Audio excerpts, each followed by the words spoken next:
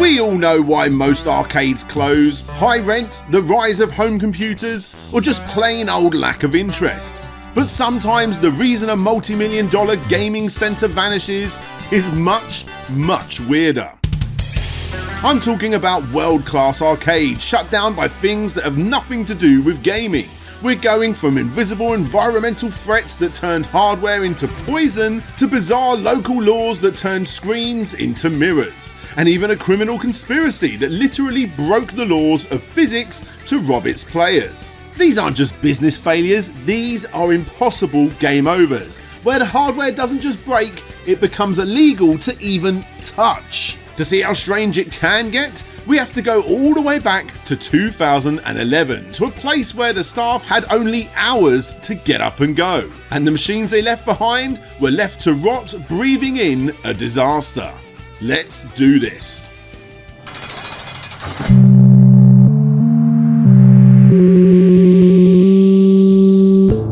Welcome to the Fukushima exclusion zone. The year is 2011. The Tohoku earthquake hits, the tsunami follows, and the Daiichi power plant goes into full-scale nuclear meltdown. Residents in towns like Nami and Tomoka are given mere hours to grab their lives and get out of Dodge, and that includes the staff at the local SEGA World and pachinko parlors. And that's exactly what happened. Now look, on the grand scale of things, an untouched SEGA World for a couple of decades is really quite meaningless when compared to the 20,000 lives lost due to this natural disaster. So I'm not trying to downplay this horrific event, but obviously as this is a gaming channel, we are going to be focusing on the SEGA World that was left untouched for a couple of decades.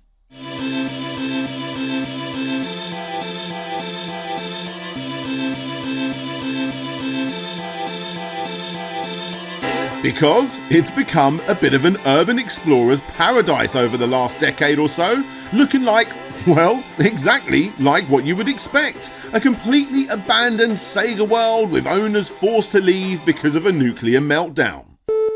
You see, while the building survived the tremors, they couldn't survive the air. When the reactors blew, radioactive isotopes, basically invisible spicy dust, settled over everything. But it's the arcades that ended up being some of the worst areas to visit because of this. Think about it. How does an arcade cabinet work? I mean, they're essentially giant vacuum cleaners. To keep those CRT monitors and hungry PCBs from melting, they have intake fans constantly sucking in air from the room. And in 2011, those fans were sucking in pure concentrated radiation. The machines didn't just get dusty, they became internally hot. The circuit boards, the wiring, the literal plastic on the cabinets, they've all absorbed the contamination. It's a bizarre, tragic irony. These machines are technically complete, but they are legally classified as hazardous waste. You can't salvage the boards, you can't sell the shells on eBay, heck, you can't even scrap these things for copper. For all intents and purposes, they're ghost machines living in a radioactive limbo. It's the ultimate game over, a digital graveyard of gaming history that can never be rescued, all because the hardware literally breathed in a disaster. Talk about a toxic gaming environment, am I right? As of early 2021, the entire building was demolished and all of those lovely looking arcade cabinets, plushes, heck even the stunning massive SEGA World neon sign, which I would have loved to hang above my bed, have all since been destroyed. They no longer exist, and what is left is nothing. Nothing but an empty car park. Injustice 2, Soul Calibur 6, Blaze Blue and Guilty Gear XX. That's just a few of the suggestions for you guys if you fancy a different style of beat 'em up. For fans of retro-styled first-person shooters, there's Postal Brain Damage, Power Slave Exhumed, Hyper Violent and Tree Pang 2. And finally, for classic sim type theme park and theme hospital type fans, then what about Parkosaurus, Definitely Not Fried Chicken, Train Valley 2 and Roller Coaster Tycoon 3 Complete Edition? Although if you ask me, I'm more of a fan of the older looking Roller Coaster Tycoon 2. Regardless, what do all of these games have in common? Yes, they're all positively reviewed, but they're also no more than a few quid, a few pounds, a few dollars, euros, whatever. And by looking at the stats, these are just some of the games that you guys have been purchasing. And it's all thanks to this channel sponsor, Instant Gaming, who have been supporting Slope's Game Room for almost a year now, offering up huge discounts on all of the games you see on the screen, plus many, many more for peeps that scan that QR code or click the link down below. Yes, everything you are looking at is literally no more than a few bucks each. Go look for yourself, click the link or scan the QR code, go to the site, go to the search bar, click advanced search and then slide the slider to your desired amount. And then go and get yourself a whole bundle of games for less than a meal deal sandwich. Of course, newer games are available too, and a massive shout out to all of you guys out there that have been using my code to buy Resident Evil Requiem, which is currently 31% off, and the newer Star Rupture that's currently 39% off. Go scan that QR code, click that link below and go and have a look yourself. Much love to you guys, thanks so much for your support, but for now, let's get back to the video.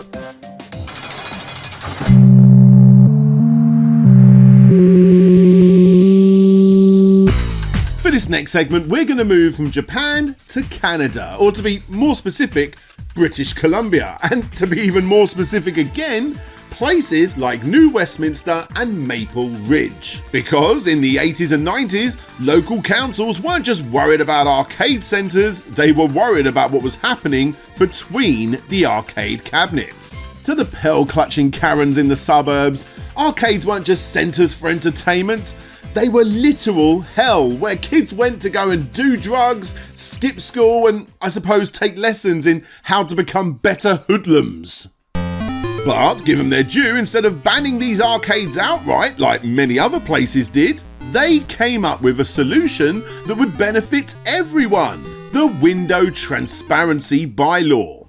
The law stated that any business classified as an arcade had to have complete, unobstructed windows. We're talking floor-to-ceiling glass with absolutely no posters, no tinting, and definitely no curtains. The idea was that a police officer should be able to drive by in a squad car and see every single person's face inside the building.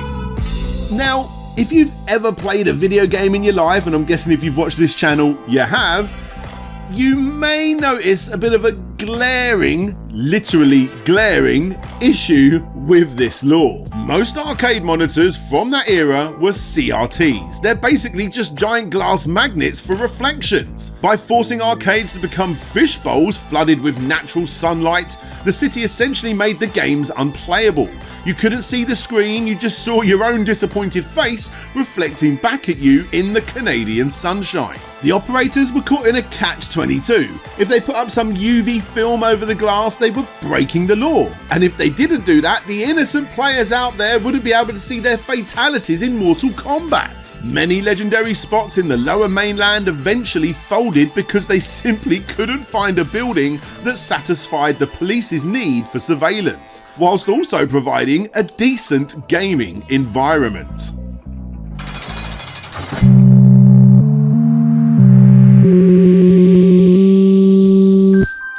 There are several man-made structures in this world that completely fascinate me. Not because of their grand design like the Colosseum for instance, although that too is obviously mighty impressive. I'm talking about the subterranean cities of Cappadocia, the Odessa catacombs, which I do not suggest you Google image search unless you want some real nightmares. And at the top of the list is the Kowloon walled city. My fascination started back when I was a kid and I used to watch Bloodsport, one of my all-time favourite action films, a bit cheesy nowadays, but I still absolutely love that movie, my favourite JCVD movie. Yes, it's better than Kickboxer. Yeah, I was fascinated with this movie, and there was one particular scene where you see them walk down this really eerie, dystopian sort of alleyway, and then, many, many years later, I discovered that that isn't a set, that's a real place.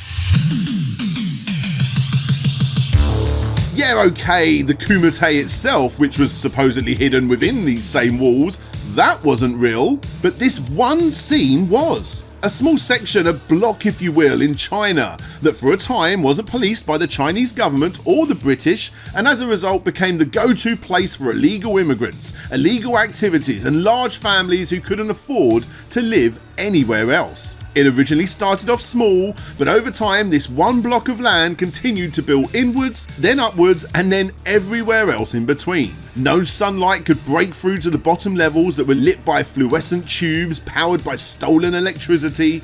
Crazy twists and turns were born out of extra rooms being added. Constant pouring water from AC units and makeshift water supplies would make the bottom corridors basically turn into swamps.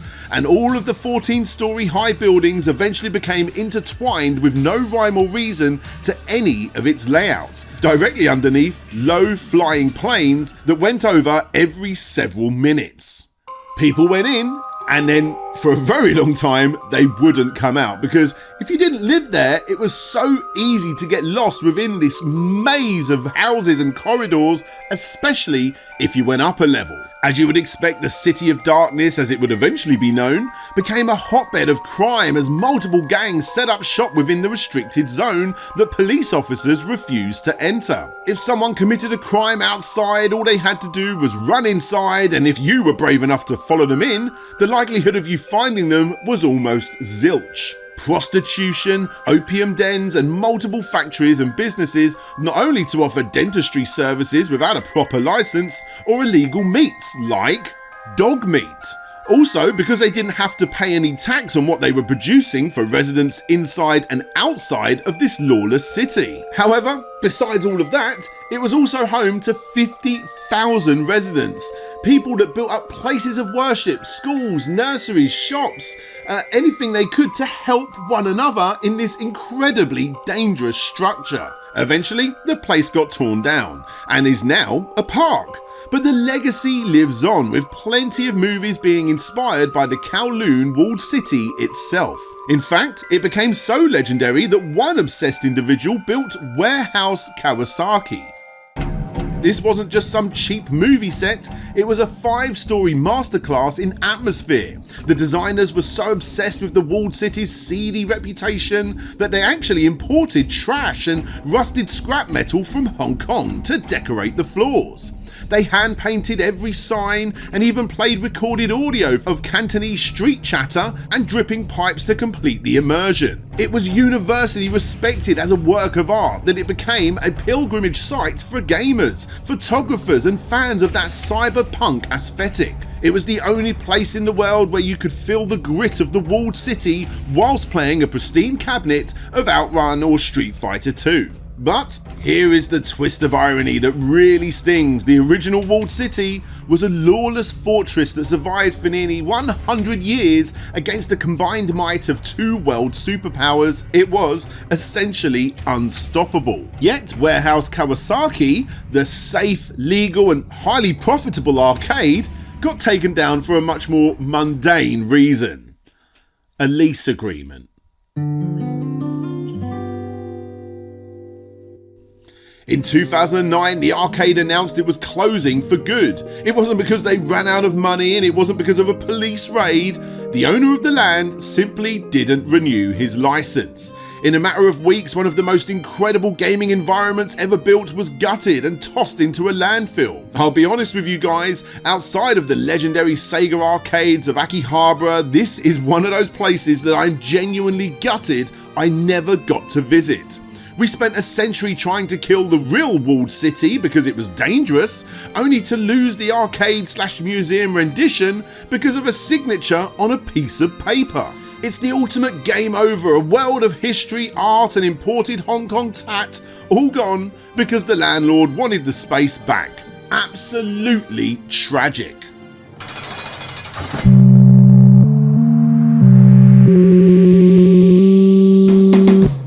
Right, let's talk about claw machines, or as they're known in Japan, UFO catchers. Now, over here in the West, you expect to drop a quid into a greasy glass box to win a knockoff Peppa Pig plushie that smells vaguely of damp. But in Asia, it was serious business. The competition between arcade centres to try and get you to part with your hard-earned cash is insane. They will do anything, and I do mean anything. Case in point, Taiwan, late 2017. An arcade called Monmonda was struggling to get punters through the door, so what was their grand marketing masterstroke? They put actual living women wearing bikinis inside the claw machines. Unsurprisingly, this caused quite a lot of backlash, so much so that the arcade owners had to give a grovelling public apology. Still, it just goes to show how desperate these arcade owners would sometimes get, right? Jesus. But whilst the guys in Taiwan were relying on flesh and blood to scam you out of your change, a company over in Osaka, Japan decided to skip the marketing and go straight for the criminal fraud. Enter a company called Amusement Trust. They operated several arcades in the tourist-heavy districts of Osaka, and they didn't just set their claw machines to have a weak grip, which, let's face it, we all know happens. No, they fundamentally broke the laws of physics.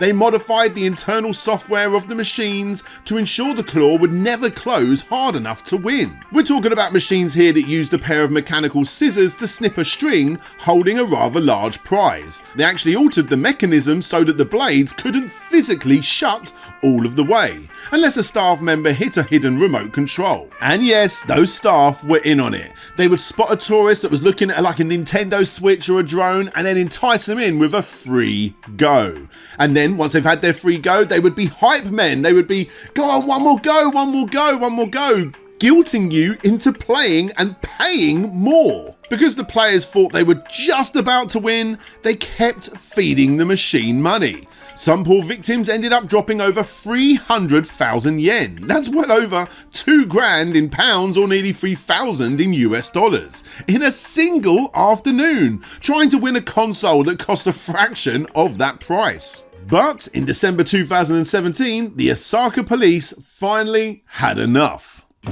They raided multiple arcades owned by the company, and the best part, to gather evidence, the cops actually stood there and forced the staff to try and win the prizes themselves to prove that it was possible.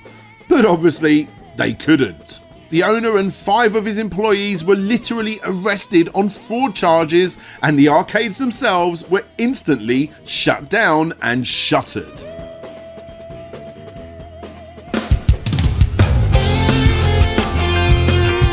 Would you look at this? So this is a VR chat that someone's made, and supporter of the show, Mike Towns, actually managed to get it working and look around that SEGA world that we talked about in the first segment of this video. Yeah, how cool is this? It just shows the love that people have for these old derelict places. Yeah, I would have loved to have seen that SEGA world, but it would have been painful not to be able to touch anything, and probably if I stayed there too long, painful for other reasons too. Yeah, there's a part of the video.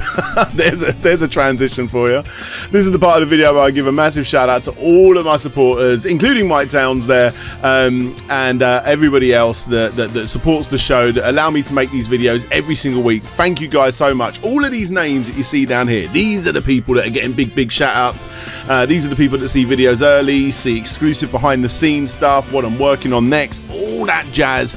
There's like 1,000 videos, something like that, in the Sloped password zone, which all of these guys have access to. So yeah, look, thank you guys for supporting the show, and yeah, this is the part where I give a massive shout out to all of them, with an extra big shout out going to Akatimo84, Andrew Dalton, Brian Perez, British Video Game Nerd, Chev Matic, Chris aka Brackman, Conrad Constantine, Action Saxon, Dina81, Derakuda, Enraged Gecko, Insidious Bliss, Jay is Manchild, Jabba Al Aiden, Jeff Mianowski, Kamatura Villarreal, Livestream again, Mass Replay, Mike Fallon, Mind of the Unsane, Nicholas Bertner, Paisley Simpson, Patrick Grip Jansen, Paul Float, Ryan Algic, Robert Ramsey, Ryan Burford, Shadow Dragon, Stephen Hafner, Swift Justice Peterson, The Sneaky Ferret, Thomas Coyote Baxter, Vitas Varnes, XZX, and Ye Old Hamburglar. I mixed up the order of all of those, and it really really threw me off. But regardless, thank you guys so much for your support.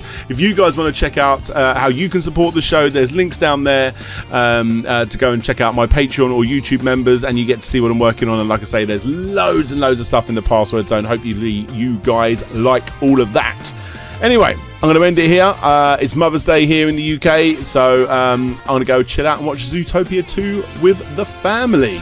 Yeah, that's what I'm doing with my life. What are you doing with yours? I don't even know where I'm going with this. Much love, guys. I'll catch you later. My God.